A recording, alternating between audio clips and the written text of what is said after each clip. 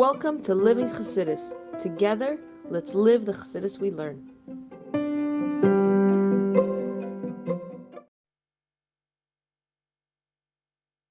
Okay, good morning, everybody, and welcome to Chassidus in the Morning, 15 minutes to change your life. Probably the last class in this Maimer of Kein. Base test today. We're going to start, and let's see. We're going to probably finish. So what we've been saying yesterday is that ultimately that there's a level of Geirol, which is, like we said before, it's a very high level in godliness. And then there's a level of Bechir Chavshis. Now, when we said the difference between Bechir Chavshis and Geirol is that they're both coming from a place where the things are equal, where you're choosing. That they're both coming from places that you choose. But the difference is that by the Geirol, your choice is being given over to the lottery. The lottery is making the choice for you, and you're just jumping along. Whereas the Bechira, it's your free choice. Your free choice is being expressed, even though it's equal, and there's no need to choose one over the other. There's nothing forcing you. That's why it's true Bechira, true choice. But that's coming from you. So it's ultimately deeper. The Bechira, the free choice versus the girl, the lottery. And that's what we're saying. And sort of to tie it into what we're saying before that is that before that we were talking about how even in the times of Achashverosh, that Achashverosh is talking about a level of godliness that was totally distant from the world to the extent they can let these negative things happen.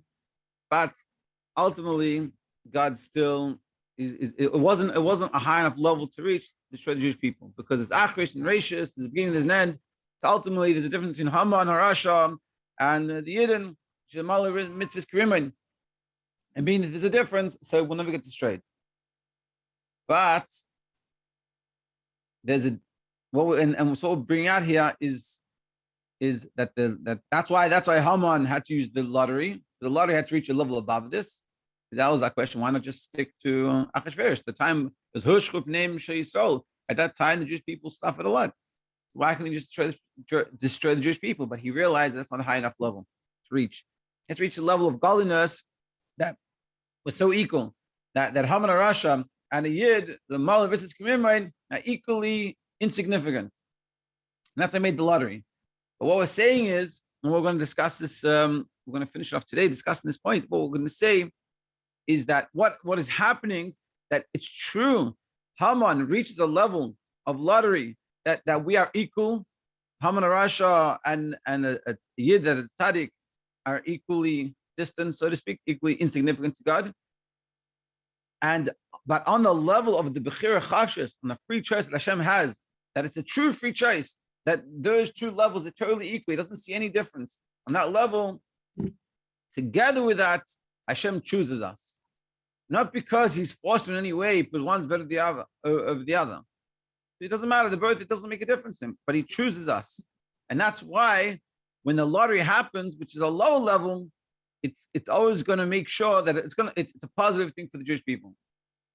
Because Hashem has predestined the world to be in a way that the Jewish people are always going to end up not getting destroyed and be on top. And that's sort of what we're saying. And we'll see today in today's place test. And this is sort of tying back everything we've said. And this is Kein Karoli Amim Hayla Purim Hashem Apur. This is why the name of Purim is called Purim, because of the lottery. Because remember that in the beginning we asked why are we calling Purim on the name of something that's so negative. This guy trying to destroy the Jewish people. So we're answering this now. The reason why we're called because because above what was happening, this was the intent, and Hashem's true intent. Meaning, even though Esav and Yaakov are brothers, even though there's a level of godliness, that Esav and then Yaakov and Esav are the same, this Esav Sanesi. Hashem says, I love Yaakov and I hate Esav. Meaning, even on the level where Yaakov and Esav are brothers and they're equal, And they're the same. Hashem, or the level of Bechira Chavshis, Hashem chooses the Jewish people. And through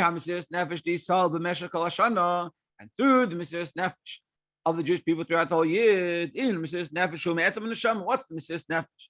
Meaning, they're Yid and we're revealing. The Jewish people are revealing the essence of their souls.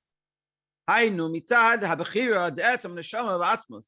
is from the essence of our soul in like we said before, which is the ability, which is reaching a level in the ability to choose free choice. And that's what we did. We so to speak, he's saying we took on this free choice, choose, connect to Hashem. And through that, Nimshach, we drew down, V'nizkalan was revealed, B'chiras ha'atzmos b'Yisrael, Hashem's essential choice in the Jewish people. Our essential choice in Hashem, and Hashem's essential choice in us. That, like we said before, it's not because of anything, but we're special more or anything. It's this essential thing.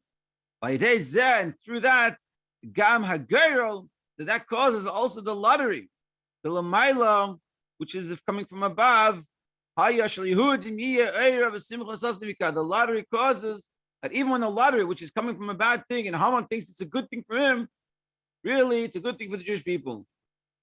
Like it says, for the Jewish people was light, happiness, joy, and gladness, and honor. That's Haman, Vespanov, Talal 8. And what happens to Haman? Like we say in the story of Purim, he gets hung on the gallows. And we're gonna analyze that a little bit. What does it mean he got hung on his gallows? The Medayah, what does the pasuk say? Hapur b'ha'idul. We asked the question in the beginning, why is it called Purim? It says Hapurim.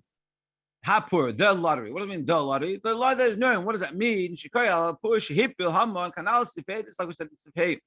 Talking about the lottery that Haman made.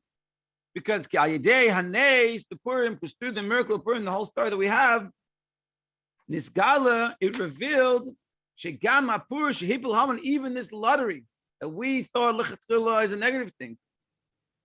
Hayam Lechatchila, it was in like in the first instance, it was intended, the whole purpose of it. He's thinking this is an opportunity to reach a level about where I have a chance of destroying the Jewish people. But really, it was made in this way to bring out the depth of the connection that Hashem has to us, how much He cares for us and He loves us, and how deep our relationship with Hashem is. And this that it fell in Adar, on the month that Moshe Rabbeinu was born, the whole purpose of this lottery, in essence, was in order to reveal it, even the lottery itself. Even though in the lottery itself, which has the opportunity for Haman to win, and he could try to show the Jewish people, even more than this. Even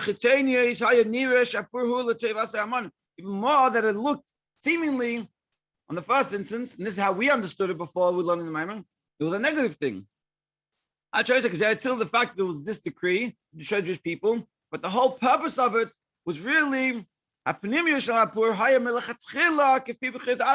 set up to reveal Hashem's essence, which is that He loves us. He loves Yaakov. He hates Esau. So Haman is making this lottery to try to show the Jewish people, but this lottery was set up to bring out the fact that on the deepest of levels, the levels above and beyond anything, where Hashem has true bechira chashis, meaning that there's true choice able to be done, on that level, He loves us. That it's not He loves us because of anything. That's the point. Like we said yesterday, it's not that because a Yid does Torah mitzvahs, Hashem loves you. This is a level, it's a way above Torah mitzvahs. And Hashem essentially loves you with His bechira chavshis. That He could equally, it's like two ants across the street, infinitely more than two ants across the street. And imagine you carrying out the one ant over the other one. And this is infinitely greater, infinitely more distant than that. And that's what Hashem has for us. And the whole lottery is there to bring that out, to pull that out, to show us. So too with the tree that was set up. That Haman made a tree to hang Mordechai. He didn't like Mordechai. But what happened, it says, he prepared for him. Who's for him? So the simple meaning is for him, for Mordechai. But the deeper meaning is for him, for himself. That from above, the whole intention of that tree being, of that gallows being made, was for him to get hung himself. Why did Haman make it 50 amos? Because he wanted to reach the 50th gate of understanding. Meaning, and which is the highest of levels, way above and beyond, trying to reach that level that he could have a chance to win. Which is above Ishtalshus, above the natural order. That level is like light. And therefore he could try to show these people. But the miracle of Purim, that even on the level that's above, above the Shanun, which is way above and beyond any levels, which is like this Gaira Shanun, even on that level, totally as Haman alates. Haman gets destroyed. He gets hung. And then it's revealed that even this, the whole negative thing that we look at, that it seems to us in the story, the negative occurrences, was really just to bring out the essential bonds, connection that we have with Hashem. That's what he's saying. This is the whole idea of Purim. Should be Yemei HaPurim, the days of Purim, in the days of Purim, every single year, it's a nimshach. It draws down. Shegam b'dargas hapur l'mayl mishtalshus, even the level of the ladder which is above said ishtalshus. Havaya yivcha lanu. As Nachlaseinu, Hashem will choose us for our heritage. V'tzkoin Yaakov, in the glory of Yaakov. That even on the deepest of levels, the l'mayl said ishtalshus, above everything, Hashem chooses us. Above anything you do. Umachai emche zecha Amalek. And he'll destroy the nation of Amalek. Bagula Hashlema, in the complete redemption, because Moshe be speaking that day. And that's the end of the Maimon. You could just think about now, back in the context of when the Rebbe was saying the Maimon in order with the Stalin, that Stalin trying to, he had this plot to destroy the Jewish people in his country, and of him, he's the one that got destroyed. And what the Rebbe is saying is even more that the whole purpose of that happening was to really bring out for the Jews that is going to be good. And that's the story of the Maimon. And what does it mean for us? I think it's a very important lesson to think about as Jews, also when we become parents, in our relationship with people. Is our relationship based off something? And this is what we're saying here. What Purim brings out is the relationship that we have with Hashem is an essential bond that we have. And it's irrelevant to what we do. Torah and mitzvah is an added bonus. Of course, we have to do Torah and mitzvah, and still have to serve Hashem properly. But on the deeper level, Hashem's connection and love to us and care for us is above anything we can ever imagine. And I think once we recognize this and we meditate on this, going through this mimer and thinking about it, learning it and thinking about it, and really trying to praying in our heads about it, or praying with other people, and really bring it, connect to it.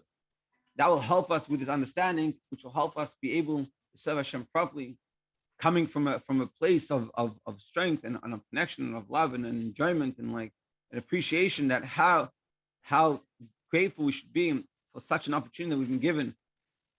And also we should learn on Purim, when we think about Purim, it's not just a day to run around and be happy. Why are we happy on Purim?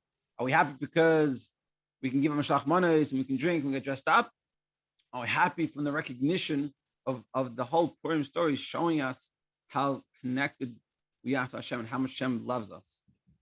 And not because we did anything. This is sort of also the beauty of the Maimon. It's specifically, we didn't do anything. It's not like he loves us because of what we've done, because on that level of love that we're talking about, it's irrelevant what you do. And he still loves us with these true traits that he has. He could have chosen anything and he chooses us. What a beautiful idea. Anyway, thank you everyone for joining. You should have an amazing day, and Mitzvah Hashem will go on to the next Maimer very soon. Have an amazing Purim Katan and an auspicious day to finish, and Mitzvah Hashem will go to the next Maimer. So the question is asked that what about let's say in yesterday's Torah portion talks about, the Egel Azov and Hashem wants to destroy the Jewish people and Moshe has to dump for them. And in times we've seen the Torah that, like, the punishments and they're not good things. How does this fit into what we're saying here? That Hashem's essential love for us. And that's a good question. I'll just give a few ideas that I think essentially what we're saying is that they're not a contradiction. A parent has an essential love for their child. I remember one time someone told me, he goes, this Israeli guy, he'd been through a rough childhood a little bit. I think he was in prison a little bit. And he said to me, En kumo ima. And he was explaining to me that after all said and done, everyone turned their back on him for all the bad things that he's done. His mother always came to visit him and cared for him. And that's essentially what we're saying. There's a level of God that he really cares and he's essential love for us. Just like we have a parent and a child. That does not mean the child can go running around doing whatever they want and the parents are going to be always happy about it. The parent can be unhappy. And so to Hashem. Hashem wants to be in a relationship with us, and part of being in a relationship, is you got to do these things. And that's an important thing as well. But it's not in contradiction to this. What we're saying here is that the love that Hashem, or the care, the love that Hashem has for us is really deep. Understanding that and internalizing that causes you, when you care, when you realize how much Hashem cares about you, then you want to do things for Hashem. How can I show you that love back? Look how much you care about me. And look at this. When the worst people try to destroy us, you use that as an opportunity to show how much you love us. How can I show you my love? And that's Torah mitzvahs. That's essentially, the idea.